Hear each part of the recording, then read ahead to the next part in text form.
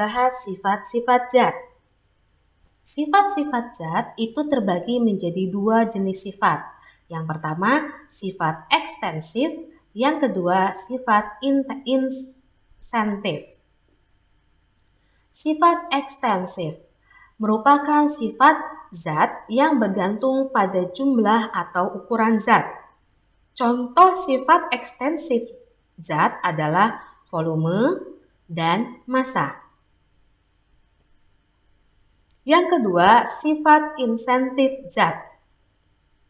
Sifat insentif zat merupakan sifat zat yang tidak bergantung pada jumlah ataupun ukuran zat.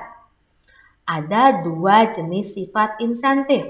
Ada sifat fisis dan sifat kimia. Sifat fisis meliputi warna, bau, rasa, kerapatan, titik didih, titik lebur, daya hantar, kemagnetan, kelarutan, dan kekerasan. Warna, seperti kalian tahu ya, warnanya seperti apa. Bau, dicium, baunya seperti apa. Rasa dengan cara dicicipi. Kerapatan ini berhubungan dengan densitas, ya, kerapatan zat. Titik didih artinya sampai suhu berapa zat ini mendidih. Titik lebur di suhu berapa zat ini melebur atau mencair. Daya hantar ini berhubungan dengan panas atau listrik. Kemagnetan, apakah bisa ditarik magnet atau tidak? Atau bisa menjadi magnet atau tidak? Kelarutan, seberapa cepat zat ini larut? Kekerasan, benda ini atau zat ini keras apa lembek, seperti itu. Kemudian sifat kimia. Sifat kimia meliputi keterbakaran, artinya mudah terbakar atau tidak ya. Kestabilan. Yang ketiga, kereaktifan, artinya mudah reaktif, apakah mudah meledak atau tidak. Kemudian perkaratan. Itu adalah sifat kimia.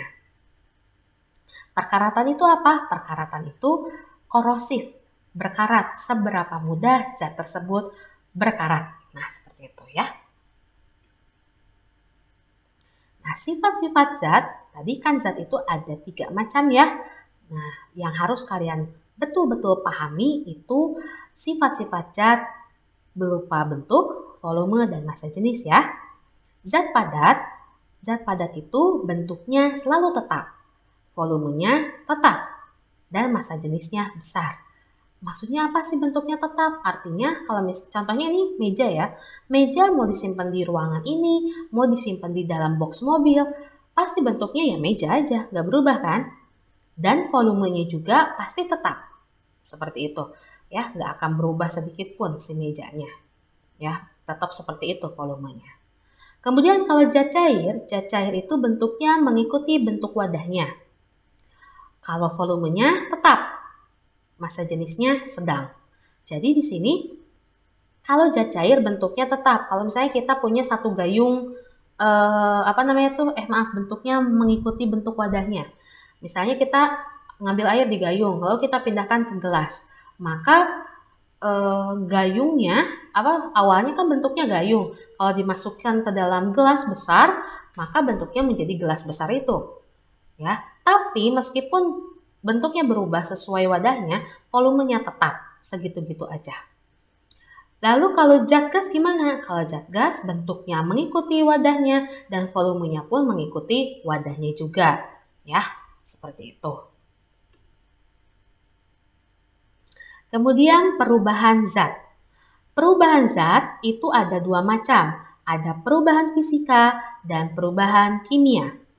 Perubahan fisika artinya perubahan yang tidak menghasilkan zat jenis baru. Ciri-ciri perubahan fisika, tidak terbentuk zat baru, zat dapat kembali ke bentuk semula, semula. Kemudian perubahannya hanya diikuti perubahan sifat fisis. Contoh dari perubahan fisika adalah perubahan bentuk. Contohnya beras ditumbuk. Ya, beras ditumbuk itu ya perubahan fisika. Batu dipecah jadi kerikil itu juga perubahan fisika. Kemudian perubahan wujud zat seperti membeku, mencair, menyublin, disposisi dan lain-lain. Ya, itu contoh perubahan fisika. Kemudian perubahan kimia. Perubahan kimia artinya perubahan suatu zat yang menghasilkan zat jenis baru. Ciri-cirinya terbentuk zat jenis baru. Zat yang terbentuk tidak dapat kembali ke bentuk semula. Kemudian diikuti perubahan sifat kimia berupa perubahan warna, perubahan suhu, timbul gas, dan terbentuk endapan. Ciri-ciri yang selanjutnya selama proses perubahan massa zat sebelum reaksi sama dengan massa zat sesudah reaksi. Contoh perubahan kimia adalah pembakaran, kertas dibakar. Hasilnya abu kan? Abu pasti tidak bisa balik lagi jadi kertas utuh. Nah, itu merupakan perubahan kimia. Pembusukan, contohnya sayuran yang busuk. Sayuran yang busuk tidak bisa jadi sayuran segar lagi kan? Lalu selanjutnya perkaratan atau korosi, contohnya besi berkarat. Besi berkarat tidak bisa jadi besi yang tidak berkarat. Besi yang berkarat pasti akan rapuh, tidak akan bisa lagi menjadi besi yang kokoh lagi. Seperti itu. Itu perubahan zat. Materi selanjutnya kita bahas mengenai campuran.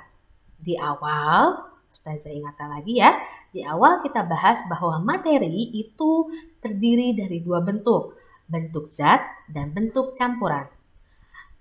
Campuran merupakan penggabungan dua zat murni atau lebih yang masih mempunyai sifat-sifat asalnya dan tidak mempunyai komposisi tertentu. Campuran terdiri dari tiga bentuk, larutan, koloid, dan suspensi. Larutan adalah campuran homogeni, serba sama, yang terdiri atas dua atau lebih zat. Maksudnya homogeni gimana? Jadi kalau misalnya kita melarutkan air dengan gula, kita larutkan, ya, maka setelah menjadi larutan gula, kita tidak bisa membedakan mana airnya dan mana gulanya kan? Yang kelihatan bentuk cair aja, seperti itu. Untuk koloid dan suspensi kita bahas di level nanti ya, nggak usah di kelas 7 ini. Nah, zat-zat yang sudah bercampur atau zat-zat berupa campuran ini bisa dipisahkan dari campurannya. Ya, misalnya tadi kita sudah terlanjur mencampurkan gula dengan air. Bisa nggak sih kalau gula dan air itu kita pisahkan lagi, gula-gula lagi dan airnya aja?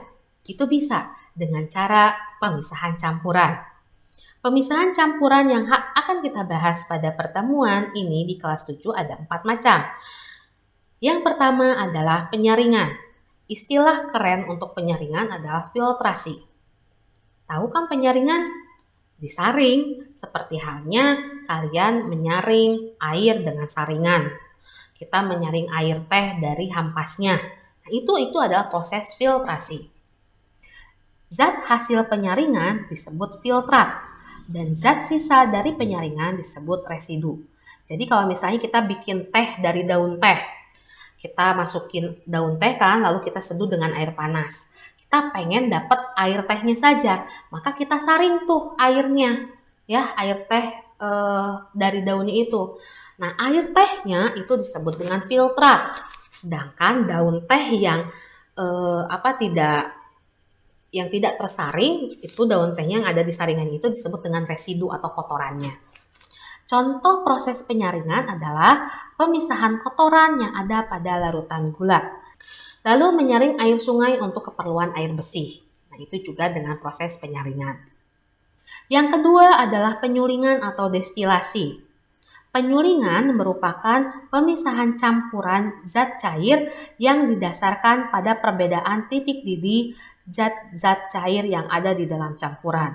Jadi penyulingan ini itu dilakukan untuk memisahkan campuran dari dua jenis zat cair. Misalnya ada alkohol dengan air. Kecampur. Nah, kita bisa nggak sih bikin dipisahin antara air dengan alkoholnya lagi? Nah, itu bisa dengan cara penyulingan. Jadi syarat dari penyulingan adalah yang tercampur adalah sama-sama air. Kayak tadi air alkohol dan air mineral. Keduanya dalam bentuk zat cair kan?